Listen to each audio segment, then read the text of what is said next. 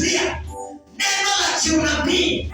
Mahali kuna shida katika maisha yako, pakaanza kulainika, ninapotabiri inasema ile bomba iko na shida. As I release a prophetic word, hiyo bomba inaenda kulainika. Mahali ambapo biashara haiendi sawasawa, inapoachilia neno la kiunabii, hiyo biashara inaenda kukelewa mema katika jina la Yesu. I'm going to prophesy. I am going to prophesy. And as I am prophesying, kila mfunga utatafuta mfunga wenzake na mambo yatakuwa sawasawa. Kila Yesu makofi mazuri.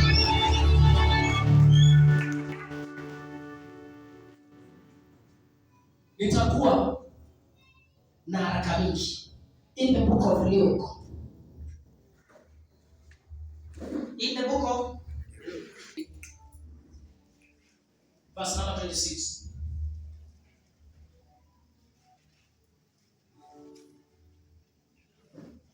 Usiniambia hamna Biblia. Verse number 26. Biblia yako ya Kiswahili inasema hivi: walipokuwa wakienda.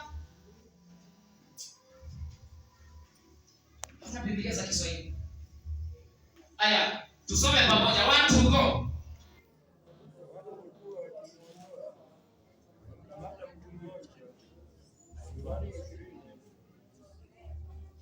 Nisaidie na hiyo version. Verse number 26. Na walipokuwa wakimuondoa, walimkamata mtu mmoja, Simoni Mkirene, aliyekuwa ametoka shamba, wakamtwika msalaba auchukue nyuma yake Yesu. Umesikia maandiko?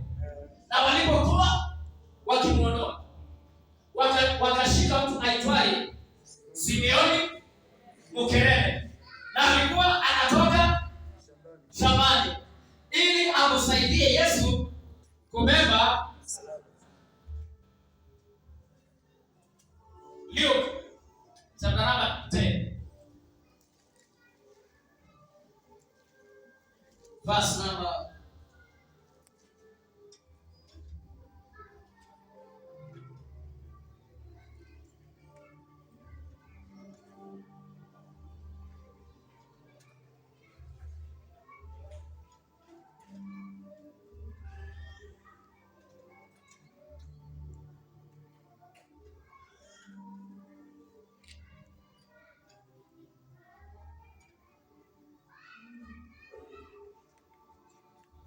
10.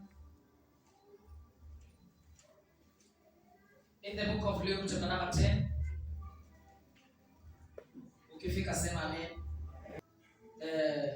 Nitasoma 30. Chapter number 10 verse number 30. Nitaanzia hapo na nisaidiwe na maji tafadhali.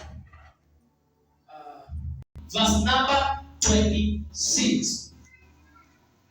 Biblia imeniambia walipokuwa wanamuondoa. Nataka tuingie kwa roho wote. Maana kuna mtu kutoka hapa atakuwa anawekelewa mikono, maana atatoka na muujiza wake hapa sana. Maana neno linasema nilipokuwa ninatabiri kukatendeka. So, wakati watu walikuwa wanamuondoa Yesu, ndipo walichukua jamaa anaitwa Simoni Mkirene, wakamweka, na sauti yako, wakamweka ule msalaba aubebe. Hello, ili aupeleke Golgotha. Ule msalaba ambao Yesu alikuwa anabeba, destination yake ilikuwa ni Golgotha. Alikuwa mahali alikuwa amesimamia, alikuwa abebe msalaba mpaka wapi? Sasa maana Yesu alikuwa amezaliwa na mwanamke kawaida, akawa na ule uchovu. Hello, akachoka na kubeba msalaba, akachoka na kupigwa. Mahali alichokea sio mahali msalaba ulikuwa msalaba ulikuwa upelekwa wapi? Hapo ndio kulitokezea jamaa anaitwa Simeoni wa Kirene. Huyu jamaa hakuwa na shughuli na Yesu.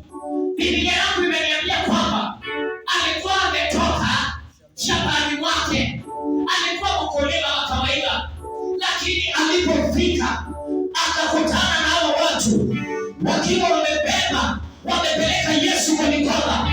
Yesu akiwa ameshindwa na kubeba msalaba. Simeoni wa Kirene alisaidia Yesu kubeba msalaba.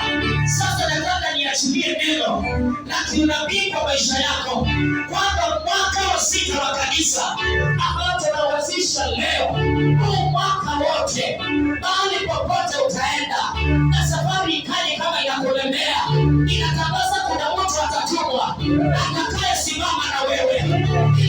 Simeoni wa Kirene alisaidia Yesu kubeba msalaba.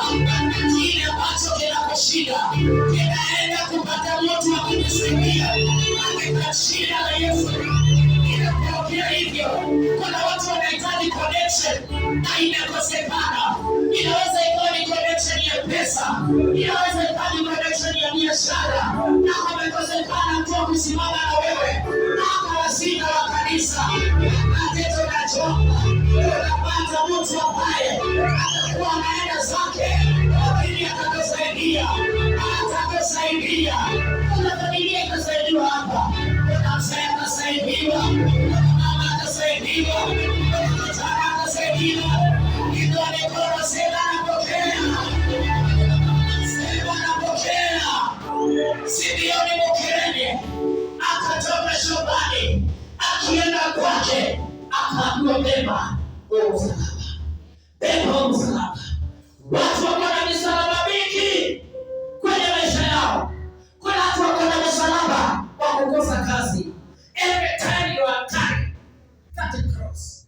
Na msalaba unafaa ufike Golgotha. Ninakwambia kile ulianzisha kitaenda kukamilika kwa uwezo wa Bwana. Kuna watu watatumwa, hata wengine hawakujui, na watatumwa kwa maisha yako. Baba sile kusimama na wewe. Ndio mkono sema Bwana Yesu, nitumie watu wa kusimama na mimi katika jina la Yesu.